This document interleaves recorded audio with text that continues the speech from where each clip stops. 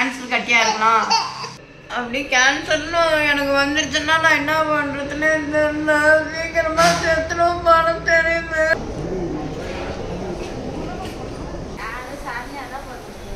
மாத்திரை வாங்குறதுக்காக வந்துக்கிறோம். இங்கே ரோட்டில் உட்காந்துக்கிறோம்.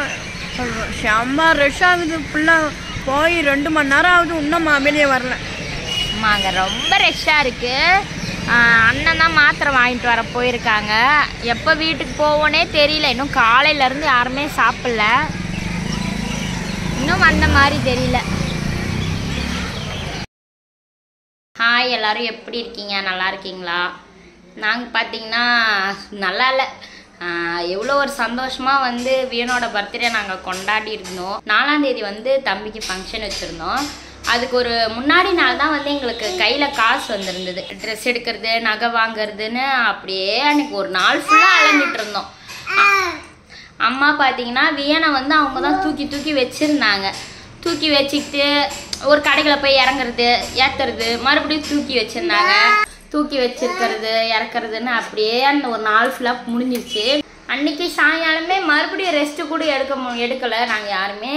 மறுபடியும் ஃபங்க்ஷனுக்கு அப்படியே கிளம்பி போயிட்டு அன்றைக்கி ஜாலியாக இருந்தோம். எல்லாருமே பார்த்தீங்கன்னா ரொம்ப ஜாலியாக ஃபன்னாக நம்ம வீட்டில் நடக்கிற ஃபஸ்ட்டு ஃபங்க்ஷன் மண்டபத்தில்ன்ற மாதிரி ஜாலியாக நான் போயிட்டு இருந்தது. அன்றைக்கி நைட்டு வந்து அம்மா படுத்தாங்க. படுத்துட்டு காலையில் நாங்கள் நைட்டு எங்கள் வீட்டுக்கு போயிட்டோம். காலையில் நாங்கள் இங்கே வந்து பார்த்தோம். அம்மா எப்படி இருக்காங்கன்னு பார்த்தீங்கன்னா இந்த சைடு ஃபுல்லாக வீங்கிடுச்சு. வீங்கி கை தூக்க முடியல. இந்த சைடு பார்த்தீங்கன்னா ரொம்ப வீங்கிடுச்சு. இதே மாதிரியே ஒரு 1.5 வருஷத்துக்கு முன்னாடி அம்மாவுக்கு இதே பிளேஸில் பார்த்தீங்கன்னா வீக்கமாக இருந்தது. நாங்கள் பாண்டிச்சேரி ஜிக்மருக்கு தான் போயிருந்தோம். அங்கே போனப்போ அவங்க என்ன சொன்னாங்கன்னா எல்லா டெஸ்ட்டுமே எடுத்தாங்க. பிளட் டெஸ்ட்டு, ஸ்கேன் எடுக்கிறது எல்லாமே எடுத்தாங்க. எடுத்துட்டு அந்த கட்டி மாதிரி இருந்தது அதை மட்டும் என்ன பண்ணாங்கன்னா அவங்க கட்டி மாதிரி இருந்தது அதை மட்டும் அவங்க எடுத்து நாங்கள் இதை டெஸ்ட் பண்ணிவிட்டு சொல்லணும் இது என்ன கட்டி அப்படின்னு எடுத்துட்டாங்க. எங்களை வந்து வர சொல்லியிருந்தாங்க. மறுநாள் வாங்க அப்படின்னு சொல்லியிருந்தாங்க. நாங்கள் பார்த்தீங்கன்னா போகலை.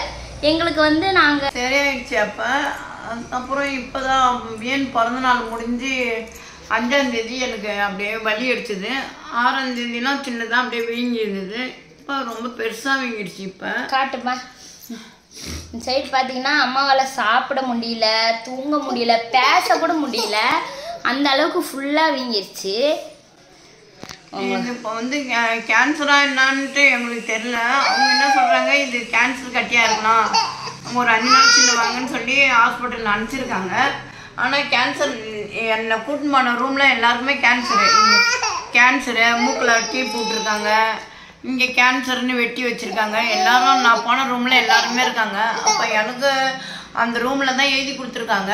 டாக்டர் என்ன சொல்கிறாரு, உங்களுக்கு வந்து உடனே நாங்கள் சொல்ல முடியாது, சதையை வெட்டி அது என்ன ஏதுன்னு பார்த்து தான் சொல்ல முடியும், அவசரப்படாதீங்கன்னு சொல்லி அனுப்பிச்சிட்டாங்க. ஆனால் ஏற்கனவே கட்டி இருந்த இடத்துல தான் திரும்பி வளர்ந்துக்குது. எனக்கு என்னமோ கேன்சராக தான் இருக்கணும்னு தோணுது. டாக்டர் ஒரு 5 நாள் சின்ன வாங்க, நாங்கள் டெஸ்ட் பண்ணணும், கேன்சர் கட்டியாக இருக்கலாம், நீங்கள் வாங்கன்னு சொல்லிக்கிறாங்க. அதுவே எனக்கு ரொம்ப பயமாக இருக்குது. பயப்படாதனாலாம் ஒன்றும் இல்லை.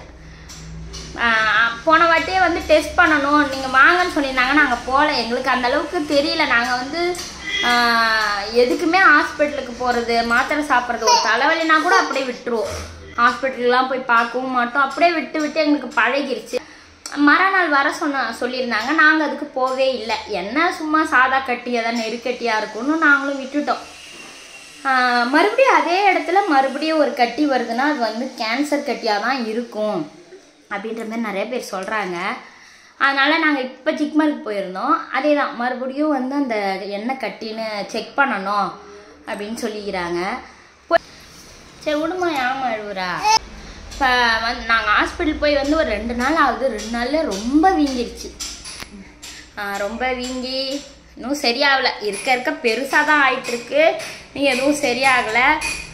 ஹாஸ்பிட்டலும் கையமாக தான் நாங்கள் இருந்துகிட்ருக்கோம். அம்மாவோடைய இப்போ வீடியோஸ்லாம் நாங்கள் போட்டிருப்போம். அதெல்லாம் வந்து இப்போ எடுத்த வீடியோஸ் கிடையாது. இதெல்லாம் வந்து முன்னாடி எடுத்த வீடியோ. அதை தான் இப்போ போட்டுட்ருக்கோம். அதான் வீடியோவில் வந்து சாவுன்னு சொல்கிறீங்க. கண்டிப்பாக எனக்கு சாவு நெருங்கிடுது, பயப்படாதீங்க. ஏமா இதுவெல்லாம் சொல்கிற? நிறைய பேர் பார்த்தீங்கன்னா கமெண்ட்ஸில் வந்து இந்த வயசில் இவங்க இப்படி பண்ணுறாங்களேன்னு யாருமே பார்க்கறது கிடையாது. நீலாம் எதுக்கு இருக்க, சாவு சாவு, உனக்கு ஒரு இது வர மாட்டேங்குது. அதே தான் கமெண்ட் ஃபுல்லாக. பார்க்குறவங்களுக்குலாம் வந்து கொஞ்சம் சந்தோஷமாக இருக்கும்னு நினைக்கிறேன். என்னால் சாப்பிட கூட முடியல. தண்ணி மணிக்கு வருவாராம். யார் கண்டுபடிச்சது நான் நல்லா யார் கண்டுபடிச்சுன்னு தெரியல. என்னால் ஏச்சு நிற்க கூட முடியல. இதை கூட எடுத்து வீடியோ போடுறாங்களே அப்படின்னு நீங்கள் நினைக்கலாம். இந்த மாதிரி உங்கள் வீட்டில் இருக்கிறவங்களுக்கு யாருக்காவது வந்திருந்ததுன்னா நீங்கள் என்ன ட்ரீட்மெண்ட் பண்ணி அதை சரி பண்ணுவீங்க அப்படின்னு கொஞ்சம் சொன்னீங்கன்னா நாங்கள் அம்மாவுக்கு அதை பண்ணுவோம். உப்பு வச்சு ஒத்தனை கொடுக்க சொன்னாங்க, அதெல்லாம் கொடுத்து பார்த்தோம். எதுவுமே சரி ஆகலை. இருக்க பெருசாக தான் ஆகிட்டே இருக்குது. என்னதான் இதுக்கு முடிவுனே தெரியல. அப்படி கேன்சர்னு எனக்கு வந்துடுச்சுன்னா நான் என்ன பண்ணுறதுன்னு தெரியல. சீக்கிரமாக செத்துடும் பணம் தெரியுது. ஆமாம், அதெல்லாம் இது இல்லை. அப்படியே எனக்கு கேன்சர் வந்து நீ செத்தாலும் என் பொண்ணை விடாதீங்க. என் பொண்ணுங்க எல்லாரும் லைக் பண்ணுங்க. என் பொண்ணு வீடியோவை எல்லாரும் பாருங்க. வேற ஏதாவது சொல்லுமா? மெடிக்கல் போயிட்டு சரி இன்னும் எவ்வளோ கேட்குறாங்க, கம்மியாக கேட்பாங்க, ஒரு 10,000 கேட்பாங்க. சரி போய் பார்த்து நம்ம ட்ரீட்மெண்ட் பண்ணிக்கலான்ட்டு போனோம். அங்கே அவங்க போனதுமே 50,000ன்ட்டாங்க. சும்மா பார்க்குறதுக்கு 50,000. அதுக்கப்புறம் உள்ளே போயிட்டு எல்லாம் எல்லாத்தையும் க்ளீன் பண்ணி எல்லாம் டெஸ்ட் பண்ண போனுங்கன்னா எல்லாம் 1 லட்ச ரூபா ஆகுன்ட்டாங்க. எங்களுக்கு வாங்க சரி வரேன் டாக்டர்னு சொல்லிட்டு நாங்கள் வந்துட்டோம். ப்ரைவேட்டாக சரி பார்க்கலாம். ப்ரைவேட்டாக பார்த்தா கொஞ்சம் கேர் எடுத்து என்ன ஏதுன்னு பார்ப்பாங்க. ஏன்னா நாங்கள் கவர்மெண்ட் ஹாஸ்பிட்டல் போய் பார்த்தோம். 5 நாள் மாத்திரை சாப்பிடுங்க அப்படின்னு சொல்லிட்டாங்க. அதே மாதிரி இந்த இதுலேயுமே வந்து அவங்க அம்மா விட ரொம்ப பயங்கரமாக இருக்கிறாங்கல்ல, அவங்களெல்லாம் தான் பார்க்குறாங்க. நாங்கள் காலையில் போனோம், நைட்டு தான் வீட்டுக்கு வந்தோமே. ஆனால் பார்த்தீங்கன்னா இந்த வீட்டு வாங்க அப்படின்ற மாதிரி கொஞ்சம் நார்மலாக சொல்கிறாங்க. சரி ப்ரைவேட் ஹாஸ்பிட்டலில் போய் பார்க்கலான்னு பார்த்தீங்கன்னா அங்கே வந்து பார்த்ததுமே இது 50,000 ஆகும் அந்த மாதிரி சொல்லிடுறாங்க. என்ன சாவுன்னு சொல்கிறாங்க யாரும். நான் செத்தா உனக்கு என்ன புண்ணியம்? நிறைய பேருக்கு பார்த்தீங்கன்னாலே வயிற்றெரிச்சல் தான். வயிற்றெரிச்சல் மட்டும்தான். இந்த வயசில் இவ இந்த மாதிரி பண்ணுறாளே, இவ்வளோ டான்ஸ் ஆடுறாளே, நம்மளால முடியலன்ற வயிற்றெரிச்சல் மாறலாம். அதனால் அப்படியே போகிற போக்கில் கமெண்ட்னா காசா பணமா ஃப்ரீயாக போட்டு விட்டு போயிடுறாங்க. யாராவது எப்படியா போங்கன்ற மாதிரி. அம்மாவுக்கு என்ன ஆச்சுன்னு நிறைய பேர் கேட்குறீங்க. அவங்களாம் வந்து பார்த்திங்கன்னா கண்டிப்பாக நம்ம அவங்களுக்குலாம் வந்து என்ன நன்றி சொல்கிறதுனே தெரியல. இப்போ இந்த வீடியோ போட்டால் கூட நிறைய பேர் பார்த்திங்கன்னா அம்மா உங்களுக்காக நாங்கள் இருக்கோம் அப்படின்னு நிறைய பேர் சொல்கிறவங்களும் இருக்காங்க. அவங்களுக்குலாம் நாங்கள் எவ்வளோ தேங்க்ஸ் சொன்னாலும் பத்தாது. அம்மாவுடைய அப்டேட் வந்து நாங்கள் ஒரு 1 வீக் அப்புறம் ஹாஸ்பிட்டல் போக சொல்லியிருக்காங்க. நாங்கள் போயிட்டு என்ன நடக்குதுன்றதை நான் உங்களுக்கு சொல்கிறேன். அம்மா முடிச்சுக்கலாமா?